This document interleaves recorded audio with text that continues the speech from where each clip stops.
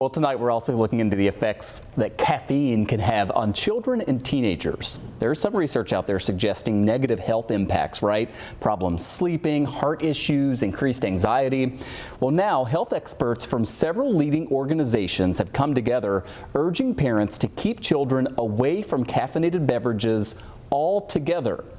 We want to ask the pediatrician about these new guidelines. Dr. Steve Turkovich, president of Oishei Children's Hospital, is back with us. Great to see you. Nice to see you. Okay, so what stood out to me about this, I mean, again, some of the top medical organizations in the country, not saying limit the amount of caffeine your kids are having, saying cut caffeine out altogether. Yep. What do you make of them? It seems like a pretty bold move.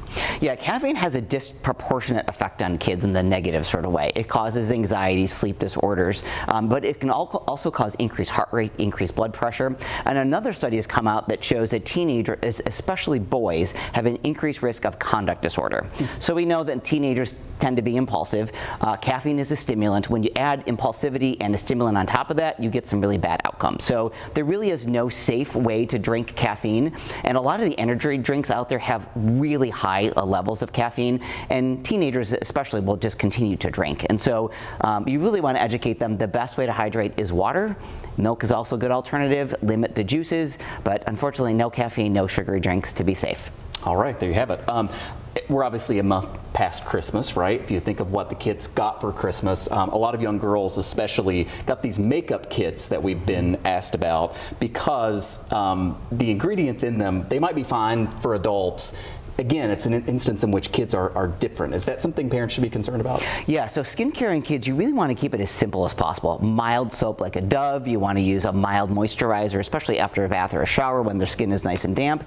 And then sunscreen is really important. Some of these things that are for adults that are the anti-aging, anti-wrinkle, they have very strong ingredients that can really damage a child's skin. And when you're looking at these toys, you also want to look to see where it's been manufactured. Sometimes things that have been manufactured in other countries like China could have toxic chemicals like lead in those things, especially things that have strong dyes like makeup. So at the end of the day, look for made in the USA, use organic or very simple ingredients, but really try to keep it mild and don't do it too much. All right, Dr. Steve Turkovich, president of Oishei Children's Hospital. If you have questions, by the way, voices@wkbw.com, and we might ask yours next week. Thanks so much.